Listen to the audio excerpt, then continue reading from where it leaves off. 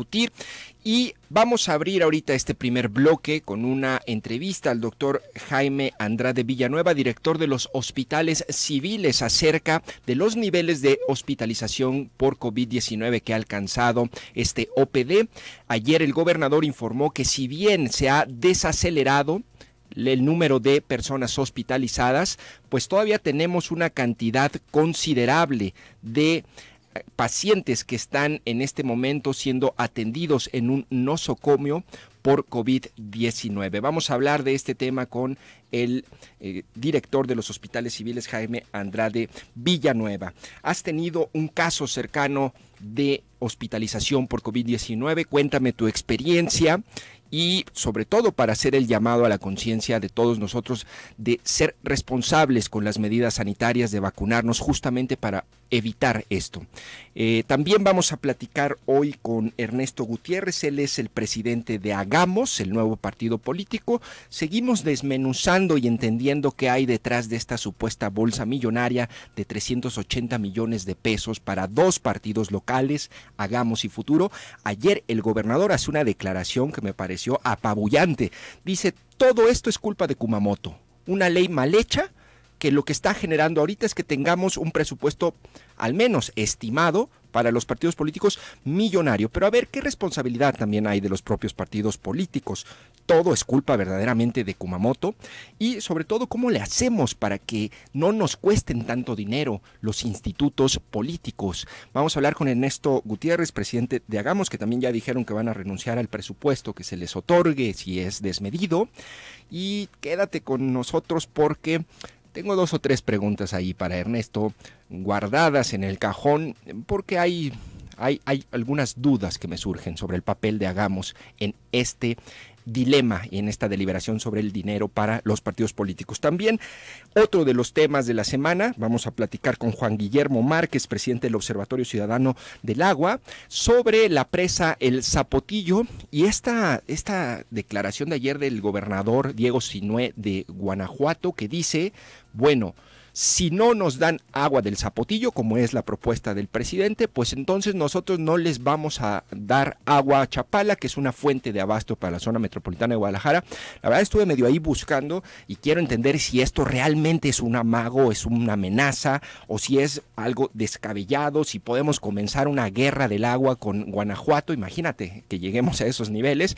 Y para eso vamos a hablar con un especialista y también sobre lo que dijo ayer el gobernador acerca de los costos. 10,000 millones de pesos y 3 años de obras para traer agua del Zapotillo a Guadalajara. Quienes estábamos optimistas ayer con esa declaración, nos quedamos así, sentaditos, calladitos y diciendo, bueno, no sé si esto va a prosperar en este sexenio, todavía deben decidir los pobladores. 9:08 a.m, vamos a comenzar cara a cara. Todos estos temas puedes comentarlos al 33 18 80 76 41, @JN Lomelí, en mi cuenta en Twitter y en Instagram. Comenzamos cara a cara. Noticia, análisis y debate. Eso es Cara a Cara. Información de primera mano en voz de sus protagonistas. Cara a Cara con Jonathan Lomelí. Cara a Cara, la entrevista. Ya logramos iniciar un pequeño descenso y es todavía, diría, incipiente, y al mismo tiempo se logró desacelerar el número de personas hospitalizadas, que de la semana 29 a la 31 había pasado de 621 a 1,168. Hoy solamente estamos en 1,355, es decir, hay un crecimiento todavía, pero mucho menos rápido que lo que venía sucediendo, es decir, ya vemos una desaceleración y esperamos en los próximos días, por el ciclo propio del virus, que el descenso empiece a verse también en el número de personas hospitalizadas. Ahí tenemos al gobernador Enrique Alfaro, que ayer, pues básicamente las cifras que da, dice hay una desaceleración en los casos activos y en el número de hospitalizaciones, 1,355 personas, todavía me parecen muchas personas hospitalizadas por COVID-19, y justamente uno de los hospitales, un OPD que atiende a pacientes afectados por el coronavirus, pues son los civiles. Fíjense, decía Schopenhauer que un mendigo sano es más feliz que un rey enfermo. Y lo digo porque Es importante entender esto. La labor de los hospitales civiles es una labor tremenda que no solamente atiende a los sectores vulnerables de Jalisco, sino de regiones vecinas, de otros estados incluso. Estaba revisando sus cifras y los civiles atienden, fíjense nada más este número, 2.802 consultas en promedio al día para niños y adultos. Realizan 18,000 estudios de laboratorio al día. Atienden 312 urgencias y más de 100 cirugías programadas, además de las cirugías de urgencia. Es decir, la labor titánica de estos nosocomios, estos 2 nosocomios, es muy importante. Y recordemos, me acordé de lo que decía el rector Ricardo Villanueva en algún momento en este espacio, decía, una cama habilitada por COVID-19 pues implica un esfuerzo extra para la institución, para cada institución, y muy probablemente retardar o al menos tener que administrar de otra manera la atención de otros padecimientos y otras enfermedades. Y le agradezco mucho al doctor Jaime Andrade Villanueva, director de los Hospitales Civiles, que nos acompaña en Cara a Cara. Muy buenos días, doctor. Muy buenos días, Jonathan. Un gusto estar con ustedes. Muchas gracias, doctor. Me gustaría preguntarle sobre la situación en estos momentos de los hospitales civiles. Ayer el gobernador decía se desaceleró, es decir, sigue creciendo el nivel de hospitalizados, pero dice se desaceleró. ¿Cómo están ahorita en los hospitales civiles en porcentaje de ocupación en pacientes que están ahorita en cama siendo atendidos por coronavirus? Ok, como lo mencionó el propio gobernador,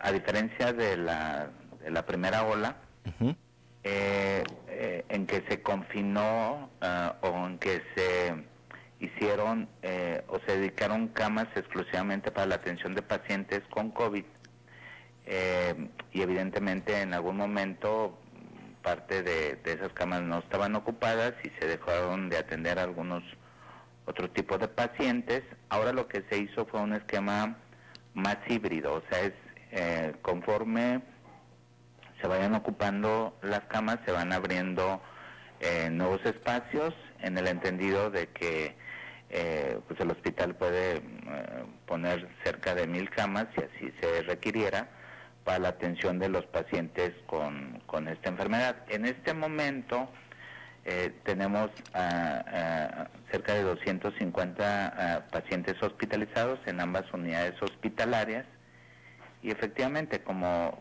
lo mencionó ayer el gobernador, tenemos cerca de 7 días en que la curva de hospitalizaciones prácticamente se aplanó, ¿sí? Sí. O sea, ya no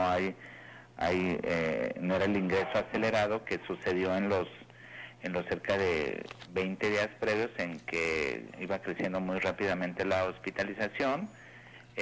Sigue siendo alto, pero también hay que mencionar que, bueno, muchos de estos pacientes requieren estancias prolongadas en el hospital, y por eso aún tenemos esa cantidad de pacientes. Dice 50 hospitalizados, doctor, y por ejemplo, en comparación con la ola o el pico de enero, la última semana de enero, que entiendo fue el punto más alto al que hemos llegado, ¿ustedes cuántos llegaron a tener? ¿Cuánto ha sido el pico máximo de hospitalizados? Llegamos a tener 200 pacientes. 200 pacientes. Bueno. Entonces, en esta ocasión fueron más pacientes hospitalizados o son más pacientes hospitalizados, y hasta aproximadamente el día 6 de agosto el crecimiento era muy acelerado. Sí. Sin embargo, a partir del 6 de agosto se empezó a estar muy estable, o sea, más o menos el mismo número de pacientes hospitalizados constante. Claro. Ahora, doctor, sobre el perfil de estos pacientes, a diferencia de la segunda ola o la primera, digo, en Jalisco dicen que fue la primera, en realidad el primer pico, ¿cuál es el perfil en cuanto a la edad? Es decir, los grupos de edad, ¿hay alguna diferencia? Sí, sí existen diferencias importantes. En la primera ola, las personas que acudían y se hospitalizaban eran particularmente personas mayores de 50 años, sobre todo personas, se concentraba más en los mayores de 60, 65 años, y eran una gran cantidad de personas con importantes comorbilidades, particularmente 4 comorbilidades que eran obesidad, diabetes, hipertensión e insuficiencia renal crónica. Sí. Hoy esos grupos se siguen presentando casos, pero tienen una característica, son más bajo el número de personas de esas edades, Sí. pero la característica importante que tienen es que no se han vacunado o que solamente tienen una vacuna y esta fue administrada recientemente. Y entonces se recorrió el número de casos más a otros grupos etarios. Sí. Y estamos viendo entre los 20 años y los 50 años el mayor número de personas. Específicamente entre los 30 y los 40 años es el mayor número de personas que en este momento tenemos. Que están hospitalizados. Ahora, doctor, sobre la mortalidad, ¿identifican alguna tendencia? Decía el gobernador también que había, digamos, ciertamente muchos hospitalizados, pero también la mortalidad, las tasas de mortalidad han disminuido. ¿Usted observa ese fenómeno? Sí. Mire, en el pasado había muchos casos, mucha hospitalización y evidentemente mayor número de personas fallecidas. A mayor número de casos, evidentemente hay mayor mortalidad, porque sí, evidentemente con un número de casos importantes, pues evidentemente va a haber grupos que tengan alguna comorbilidad, alguna enfermedad asociada y van a tener un COVID más severo. ¿Qué se ha observado en estos últimos meses, no solamente aquí, sino en todo el mundo? Se han observado varias cosas. Primero, que la variante que está circulando en este momento es prácticamente ya en cerca del 80% de los casos es variante Delta. Sí.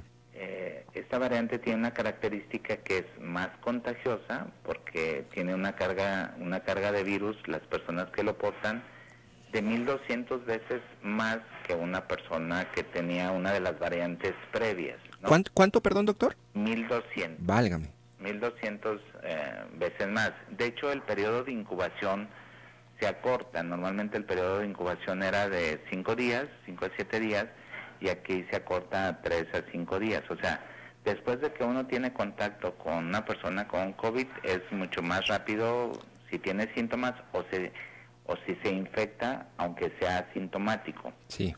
La otra característica que tiene es de que dura un poquito más la excreción de virus. Normalmente, después de los 10 días, 12 días, ya no excretaba virus. A veces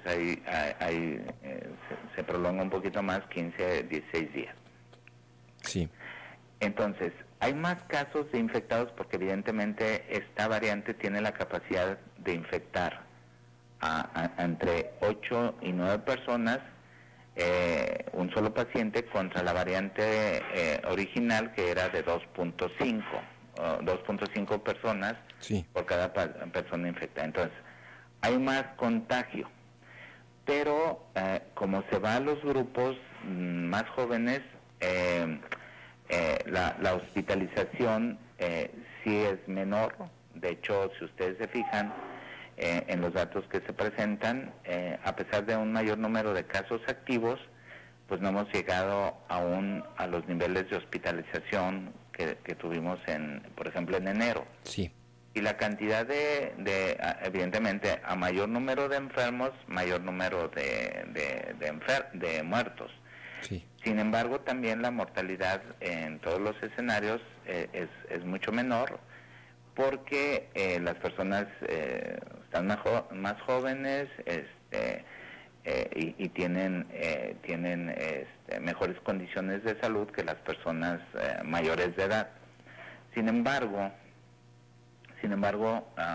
lo que presentaba ya el gobernador es de que se veía que de una semana a otra este crecimiento de muertos por el mayor número de pacientes hospitalizados pues había reducido dramáticamente en la última semana, cuando menos el número total de personas fallecidas, y eso también lo hemos observado en los últimos 6 días en el hospital. Pero lo que sí seguimos observando es de que muchos de estos casos de muerte se dan porque literalmente los pacientes llegan muy avanzados, o sea, los pacientes ya llegan totalmente saturados, o sea, como que tardan mucho en acudir a atención médica, y realmente es ya cuando no pueden respirar, cuando llegan. Realmente ya requieren intubación cuando llegan, y en ese momento es un poquito más complicado poderlos rescatar. Claro. En el escenario de que ya existen muchas terapias de apoyo, sobre todo en el caso de antiinflamatorios e inmunomoduladores, que utilizándose tempranamente sí cambian el pronóstico de las personas con COVID severo, ¿no? Claro. Entonces, nosotros lo que quisiéramos es 2 temas. Primero, seguir que la gente entienda que la vacuna protege y protege bien, particularmente para formas severas de COVID, sobre todo que requieran hospitalización y muerte. Todas las vacunas sirven. Si lo quisiéramos ver en el escenario de cuál es el mejor esquema, pues yo se los podría poner en 4 escenarios. Sí. En términos de producción de anticuerpos neutralizantes. O sea, el mejor escenario es de que te haya dado COVID y tengas una vacuna. Ese es el escenario de mayor cantidad o producción de anticuerpos. El segundo escenario, que tengas un mix de vacuna, o sea, que tengas una vacuna de Astra, por ejemplo, de vector, con una de RNA mensajero, que sería Pfizer. El tercer mejor escenario es de que tengas 2 del mismo grupo, Pfizer, por ejemplo, o Moderna. El cuarto grupo, en términos de elevación de anticuerpos, es de que tengas 2 vacunas de vector, que serían 2 AstraZeneca, 2 de Janssen, o 2 de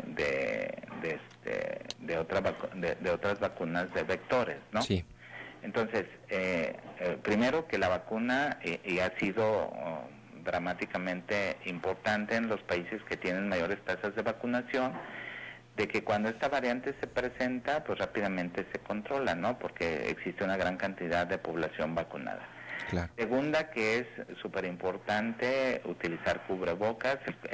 No solamente la variante marca diferencia, y la vacuna también marca diferencia, el utilizar cubrebocas, el evitar lugares de alta concurrencia, por supuesto la ventilación, si se puede, y el utilizar filtros de aire, ¿no? Claro.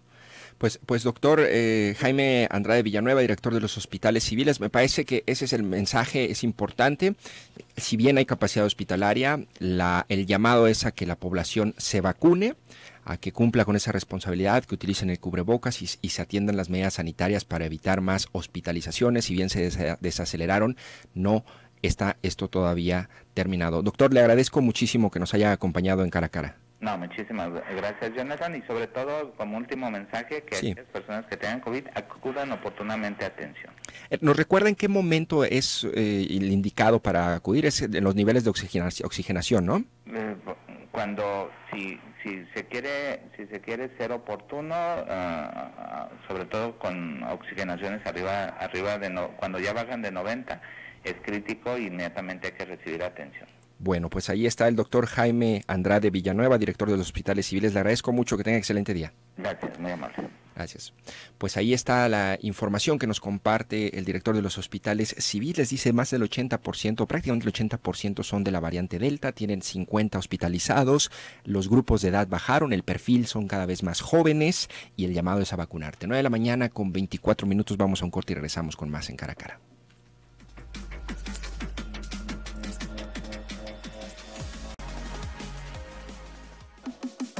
Cara a Cara, la entrevista.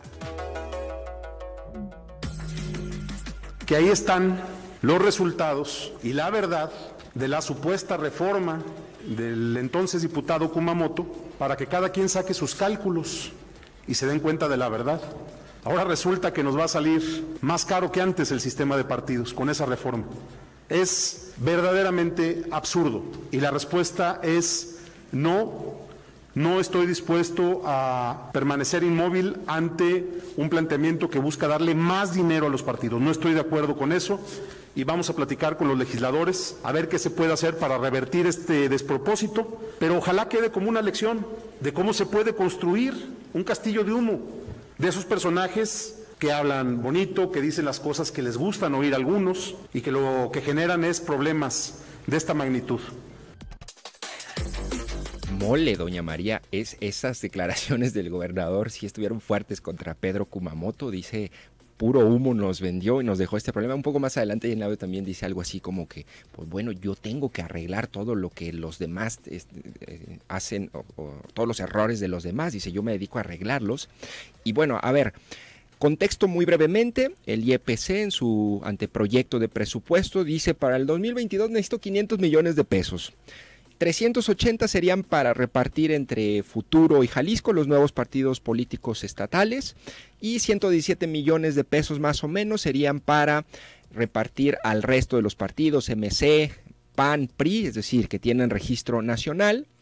Y pues bueno, se arma un escándalo porque dicen no es posible que se les dé esa cantidad. Después hay algunas aclaraciones, sale Futuro a decir ayer nosotros no vamos a recibir ese dinero, pero no sabemos cuánto necesitamos.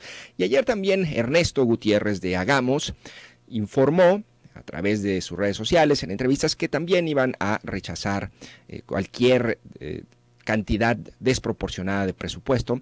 Y pues bueno, vamos a intentar entender qué es lo que está pasando con esto y para ello también está con nosotros en la línea Ernesto Gutiérrez, presidente de Hagamos Jalisco. Buenos días, Ernesto, ¿cómo estás?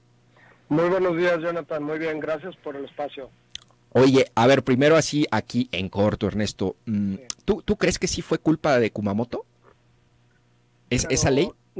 No, porque para empezar creo que el gobernador está construyendo una narrativa equivocada, porque no es culpa de nadie, en realidad más bien lo que hace falta es aclarar la información que está disponible.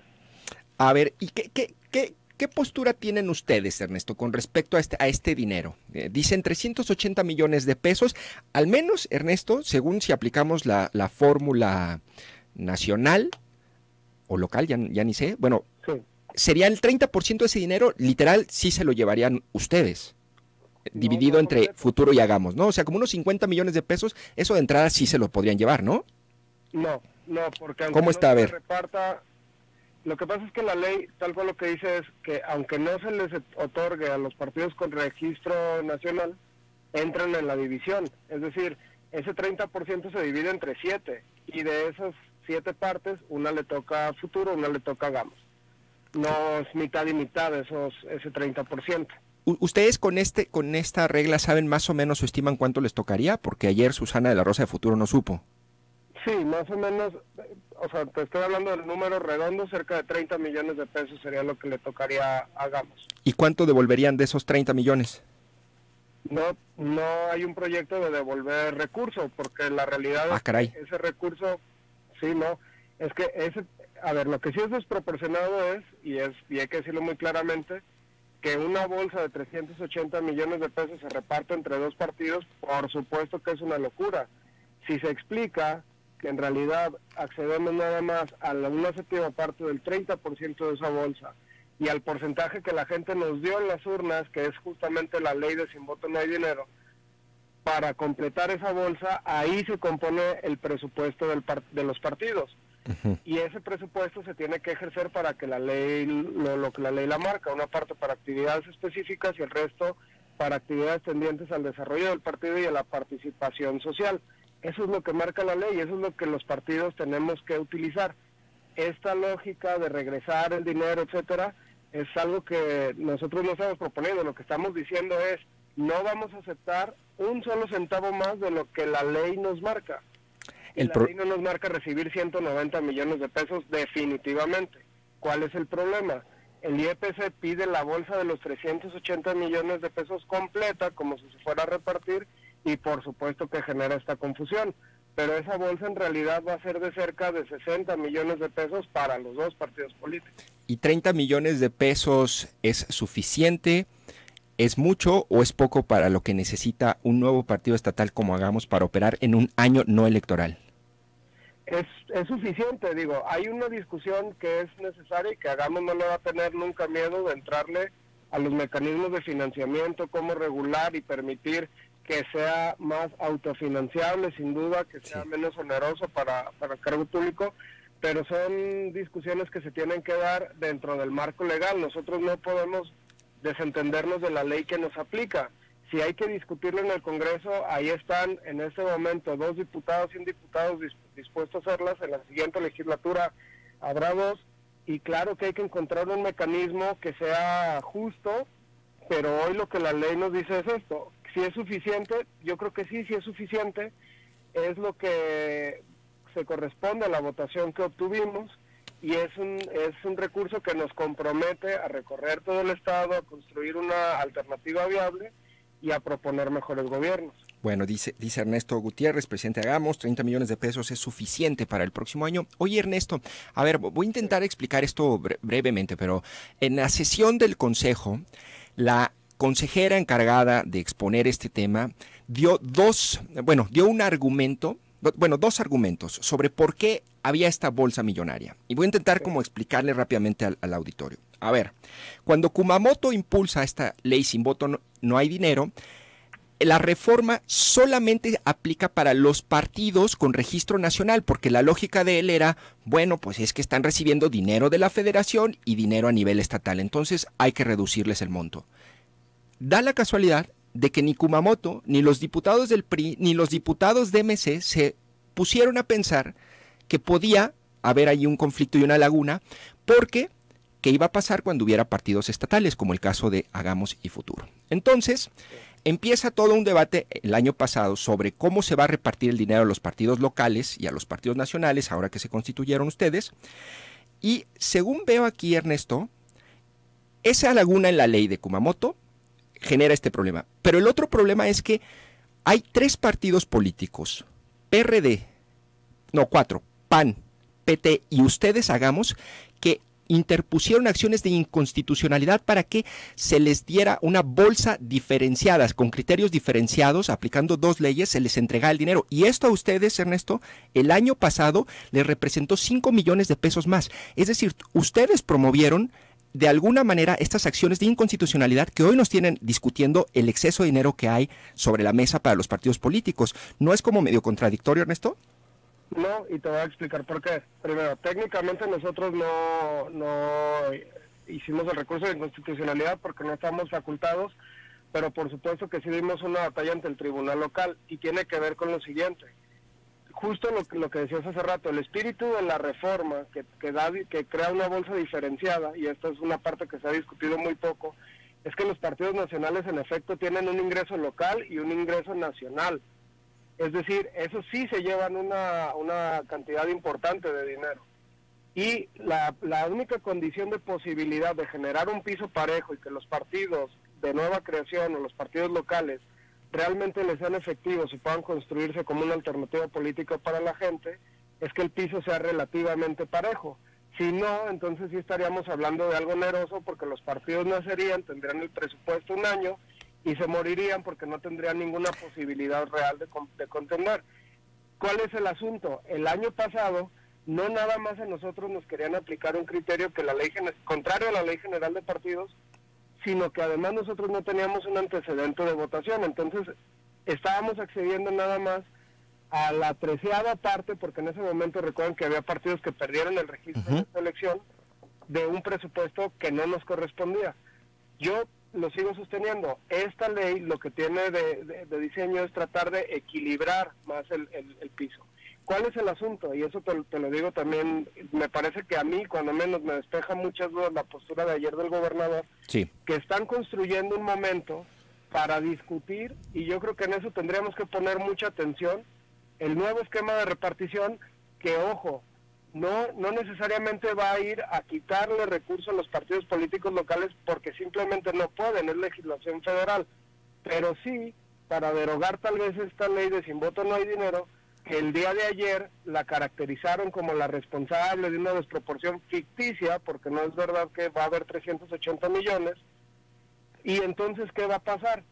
Pues que los partidos con registro nacional van a poder de nueva cuenta, como era antes, acceder a una bolsa más grande, tener más dinero, hacer un cargo al erario mucho más grande y pasarlo como un supuesto ahorro o como un intento de justicia. Claro. Bueno, ciertamente, Ernesto, no fue una acción de inconstitucionalidad, fue un recurso ante el Tribunal Electoral y ustedes dijeron, aplíquenme la ley general, y la ley general es la que hoy les está dando esta bolsa millonaria, ¿correcto? Exactamente. Bueno, pues ahí está, me parece, coincido contigo, Ernesto, desde ayer lo dije, va a ser un tema de discusión, porque aparte, el botín presupuestal para los partidos políticos se va a tener que dirimir en el legislativo si hay reformas, y esto está todavía lejos de acabarse. Te agradezco mucho, Ernesto Gutiérrez, presidente. ¿Hagamos algo que quieras añadir para cerrar? Pues justo lo que acabas de decir, que en realidad estamos lejísimos de que esto quede aprobado, incluso le va a tocar a la siguiente legislatura, y con lo que cerré, cuidemos los incentivos que van a tener los partidos en la mayoría para modificar el esquema y que terminen ganando más. Nosotros no estamos en contra de una discusión presupuestal para los partidos que sea justa, que sea equilibrada y que incluso permita mecanismos más transparentes de financiamiento privado para que le cuesten cada vez menos a la ciudadanía, pero sí, ojo, con estas intenciones de salvar una crisis ficticia para que terminen ganando los partidos de siempre y se lleven un botín más grande. Bueno, te agradezco mucho, Ernesto Gutiérrez, presidente. A ver, está muy complicado, espero no haberte confundido de por sí, digamos, uno que no es abogado, y disculpen los abogados, pero de por sí con todas estas recursos legales y términos es un poco complicado, pero te reitero, ¿cuál es el punto? El problema es que hay dos formas de calcular el dinero para los partidos: la ley general, es decir, la nacional, y la ley local. Y literal, el IEPC ha tenido que malabarear entre una y otra para aplicarla, y esto se origina de un vacío, eso es cierto. Hay una responsabilidad, me parece que no fue suficientemente pensada la ley sin voto no hay dinero, no previó estos escenarios, pero el otro problema es estos recursos, estas impugnaciones de los partidos, y aquí el 9 de febrero del año pasado dice, en sesión del IEPC se aprobó el ajuste para acatar una sentencia del Tribunal Electoral que dio la razón a los partidos Somos, Hagamos, PRD y PT, que se inconformaron con la distribución de recursos para la campaña electoral. Esto le representó a estos partidos 5 millones de pesos adicionales, de 5 a 10 pasaron millones de pesos. Es decir, entre las lagunas legales y la judicialización de todos los procesos, pues tenemos ahorita esta capirotada extraña de discusión jurídica y reparto presupuestal, y a ver cómo lo arreglan los legisladores de la siguiente legislatura del Congreso local, porque lo único que pueden cambiar es la ley local. Digo, no sé si quedó más o menos ahí claro. Aquí el punto, me parece central, es ¿cómo le vamos a hacer para que los partidos políticos no nos cuesten tanto? La democracia en México, a nivel federal, a nivel local, es decir, es muy costosa, y en donde hay mayor margen para cepillarle, quitarle, restarle costo, es justamente en el presupuesto que se da a los partidos. Vamos a un corte y regresamos con más en Cara a Cara. XHGO, Zona 3, la radio específica en el 91.5 FM. Hagámoslo cara a cara. Continuamos en Zona 3, 91.5. Cara a Cara, la entrevista.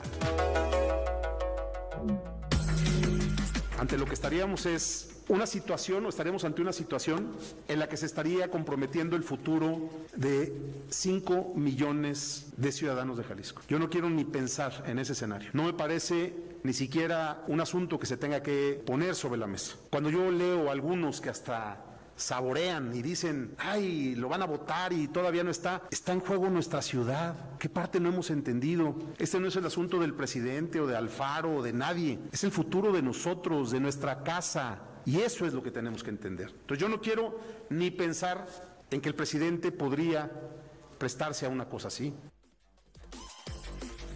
Ayer el gobernador en la semanera, o la no sé, la regañera, dicen por ahí, le hicieron 2 preguntas muy puntuales sobre el Zapotillo. Le dijeron una: a ver, gobernador, ¿cuánto va a costar esto y cuándo va a estar listo? En caso, ojo, de que los pobladores en un mes digan sí a la presa, a 80 metros, con menos capacidad de almacenamiento y con un medio crisis política ahí con Guanajuato, que ya no le vamos a dar agua.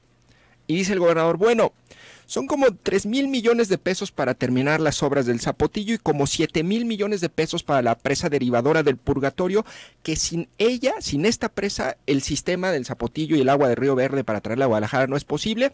Y pues bueno, 3 años y 10,000 millones de pesos después podríamos estar diciendo que tenemos agua en Guadalajara del Zapotillo.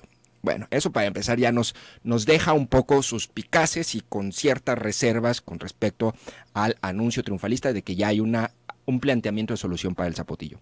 Pero el otro punto que también me inquietó es que dice, le preguntan al gobernador, y es lo que escuchamos: gobernador, ¿y si Temaca dice no a la presa?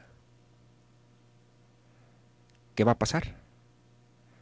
Y bueno, el gobernador dice, no, ni siquiera quiero pensar en esa posibilidad. Bueno, pues es que es el 50% de probabilidad de que digan que no, es decir, es mitad y mitad. Esa es una de las posibilidades más claras de los pobladores, dice, porque comprometeríamos el futuro de 5 millones de habitantes de la zona metropolitana de Guadalajara. ¡Qué tremendo! Y a ver, me gustaría hablar con Juan Guillermo Márquez. Vamos a buscar a los especialistas, digo, yo ya te aventé aquí un rollo, pero bueno, mejor dejemos hablar a los especialistas. Juan Guillermo Márquez, presidente del Observatorio Ciudadano del Agua. Le agradezco mucho que esté con nosotros en Cara a Cara. Muy buenos días. Buenos días, Jonathan. Buenos días a la auditoría. Pues, a ver, ¿por dónde comenzamos en este tema tan complejo, Juan Guillermo? Pero, a ver, vamos a hacer una aproximación general, una lectura. Me gustaría escuchar tu punto de vista como especialista sobre el planteamiento técnico que hace el presidente, que es inherente el tema político, y a partir de allí tratamos de desmenuzar esto que dijo el gobernador y algunas otras dudas que tengo. ¿Cuál es tu opinión sobre esta propuesta? Y entiendo que tú estuviste allá en el Zapotillo, o al menos en Cañada de Obregón, ¿no? Así es. Bueno, celebramos que por primera vez un mandatario centra la atención en varios aspectos. Uno, la capacidad de la cuenca. No hay el agua que se inventó ahí con las Cuentas Alegres para 3 regiones. Escasamente hay para 2, bien administrada. El segundo, que es muy importante, el compromiso de no inundar a las poblaciones. Eso es factible técnicamente, adecuando la operación de la presa a un llenado que garantice la no inundación de las poblaciones. Hay una diferencia ahí que tenemos con lo que planteó el director de la Comisión Nacional del Agua, en el sentido de la no conveniencia de depender la seguridad de los pueblos de un sistema, por mejor, por más avanzado que sea, automatizado, y que dependa de personas, la vigilancia.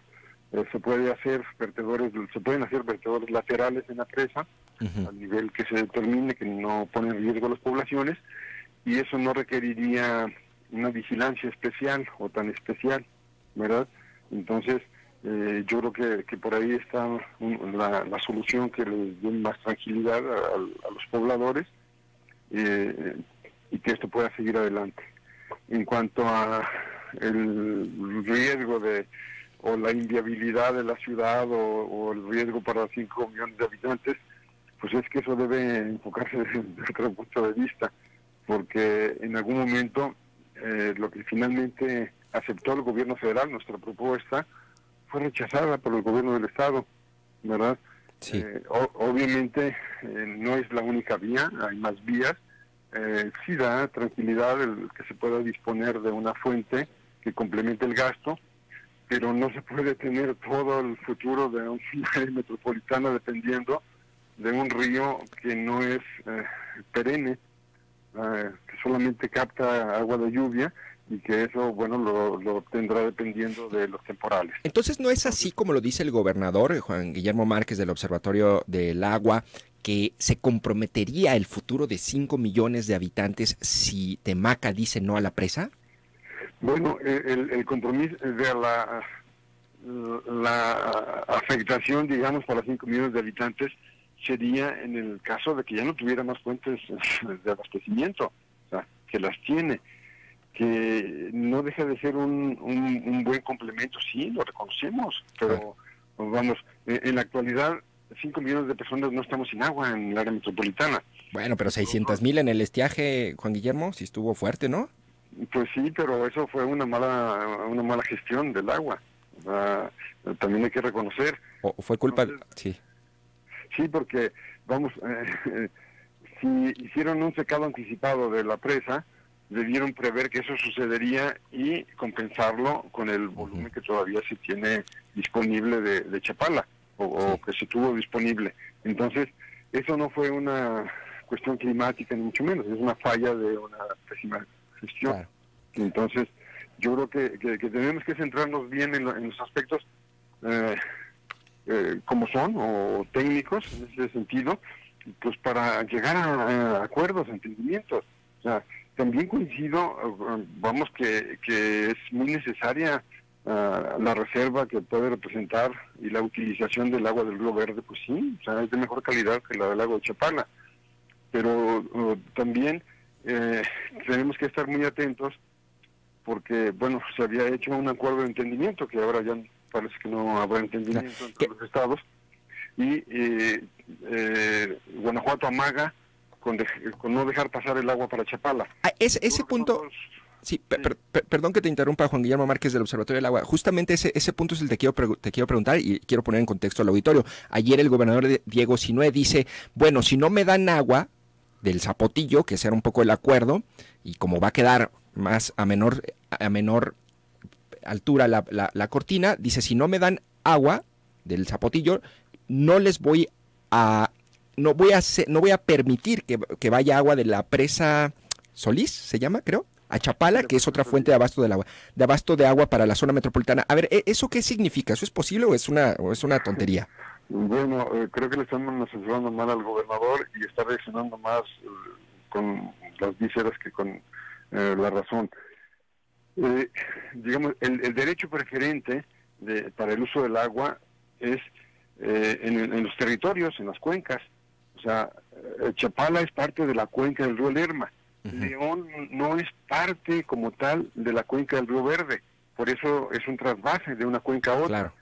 Y eso pasa a un segundo término.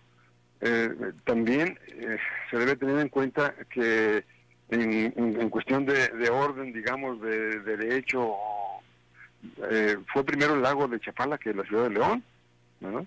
Sí. Entonces, además, el agua del Lerma no toda se origina en el estado de Guanajuato. O sea, sí, tendrá una contribución importante de acuerdo al porcentaje de territorio que tiene. Pero es curioso que teniendo un porcentaje menor con relación al porcentaje del área de la cuenca del río Lerma, ellos han sido los principales beneficiados del agua del río Lerma. Y en el caso del río Verde, ellos con un 6% escaso de porcentaje en el territorio, quieren imponer ese derecho que pudieran tener, que no es de León, es de dos municipios, de San Felipe y se me escapa el nombre en este momento, Ocampo, sobre el casi 60% del territorio que tiene Jalisco en el Río Verde. Son dos condiciones diferentes. Entonces, ahí hay un decreto de 2014 en donde, bueno, pues, todos estuvieron de acuerdo con una distribución del agua en el río Lerma, que finalmente pues llega una poca a Chapala. A ver, perdone que lo simplifique así, pero bueno, yo leo esa noticia y esa declaración del gobernador y bueno, yo lo que imagino es una especie de guerra del agua entre guanajuatenses y jaliscienses, pero a ver, no es tan simple, y disculpe que lo simplifique así, no es tan simple como tengo una llave, cierro la llave y ya no le llega agua a Chapala, ¿o sí? No, porque, bueno, esa operación de la presa Solís no está en manos del gobierno del estado de Guanajuato, es de la federación la responsabilidad, que hay derechos adquiridos, sí, pero también hay otro aspecto en cuestión de equidades que ellos tanto están peleando ahora, en el sentido de que tanto en la licitación como en el título de concesión del acueducto y el título de asignación a León, está condicionado que para ejercer el derecho del agua sobre el río Verde, primero tendrían que tratar el agua del río Turbio. Y tenemos documentos oficiales que demuestran lo contrario, que la calidad del agua del río Turbio ni siquiera es apta para la conservación de la vida, ni el riego, menos para el consumo humano. Claro. Entonces, ellos no han cumplido esa parte y eso, según lo hemos consultado, debe ser un motivo suficiente para que se les quite, vamos, ellos mismos, al no cumplir, ya no tienen un derecho para exigir. Claro. Es por un lado. Pero también por el otro, dentro de los acuerdos que se tuvieron el sábado pasado, tanto con el presidente como la titular de la Secretaría de Gobernación, pues es que León resuelva y se le apoye financieramente para que resuelva el tema del agua para su municipio. Claro. Nunca estamos pidiendo que se le quite, ni a él, ni a los campesinos, ni a nadie, como ellos sí lo están haciendo. Entonces, le vamos a apostar, estaremos en las mesas técnicas para que León tenga el agua que necesite. Porque Claro. hemos hecho la pregunta si lo que necesitan es agua o quieren el zapotillo. Oiga, Son cosas Juan diferentes. Claro, Juan Guillermo Márquez, presidente del Observatorio del Agua. Oye, le voy a hacer una pregunta. A ver, ¿hay cuenta que nos estamos echando un café? Que estamos platicando a gusto. Y yo le pregunto, Juan Guillermo, sé que es usted un técnico especialista en agua y no futurólogo, pero ¿qué va a pasar en un mes? ¿Qué escenarios ve usted? Yo veo ¿Qué se un imagina? escenario en donde se les va a garantizar la seguridad de no inundación de las poblaciones, y dentro de ese paquete, digamos, integral, pues está, de alguna manera debe estar la indemnización que de alguna forma están pidiendo. O sea, yo lo llamaría más como la garantía de que pueden tener un sustento digno de vida, incluso mejor del que están teniendo, y que finalmente acepten que se analice la forma óptima de hacer llegar esa agua del Zapotillo a Guadalajara. Habrá que analizarlo, ¿Sí? hay dos opciones, y que finalmente se libere el acceso al agua para seguir produciendo alimentos, y que también los municipios de los Altos puedan tener sus soluciones locales, que ya las hemos detectado hace 11 años, y que finalmente también León tenga el agua que necesiten. Claro, falta el trabajo fino, las condiciones están ahí, hay voluntad. Creo que eso es importante, y pues habrá que afinar los acuerdos finales. ¿Usted es optimista, Juan Guillermo? ¿Vio a los pobladores de Temaco y todo? ¿Usted cree que van a aceptar?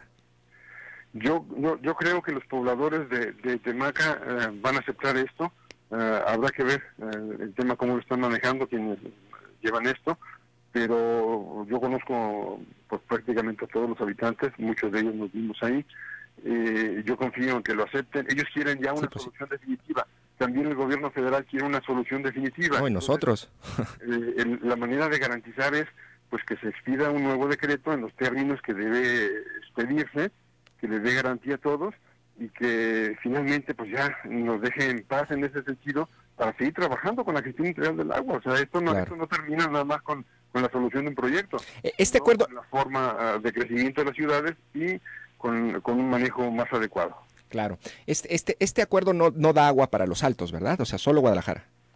Es que no es viable bombear de regreso el agua para los municipios de los Altos. Sí. Lo que sí se puede hacer es, de acuerdo al agua que está reservada, que se determine en función de la capacidad de la cuenca, se haga la distribución adecuada, garantizando primero el uso público urbano, el doméstico, y en segundo término, que va en ese orden, el agua para producir alimentos. Claro. Pues Juan Guillermo Márquez, le agradezco mucho, presidente del Observatorio del Agua, que nos haya acompañado en Cara a Cara. No, gracias, Jonathan, gracias al auditorio por su gentil atención. Gracias. Bueno, pues allí está. Voy a cerrar con un comentario muy interesante de Víctor Olivares, un radioescucha que a menudo nos escribe. Y fíjense qué reflexión hace, ¿eh? Dice, qué ironía, cayendo en nuestra ciudad un tormentón en este momento, y solo veo cómo corren ríos y ríos y ríos de agua que se van a la nada, ver cómo corre sobre el asfalto y se va al drenaje. A ver cuándo llega un político que trabaje de verdad con las universidades para solucionar y dejar de lado lo político, invertir de verdad donde se debe de invertir. Todos los proyectos de vivienda deberían tener por decreto su propia captación y apoyo masivo, informativo, y lo que se tenga que hacer para que cada casa cuente con su propia captación. Me parece una reflexión interesante de Víctor. Cuando dice el gobernador, es que no quiero imaginar ese escenario, no hay otra alternativa. Claro que hay alternativas, una nueva cultura del agua, pero eso pues, no se resuelve a billetazos nada más, sino con un proyecto a mediano y largo plazo. Y eso es lo que quizá también necesitamos y no podemos seguir perdiendo el tiempo. 9 de la mañana con 59 minutos. Nos escuchamos mañana a las 9. La información al momento. Escúchala en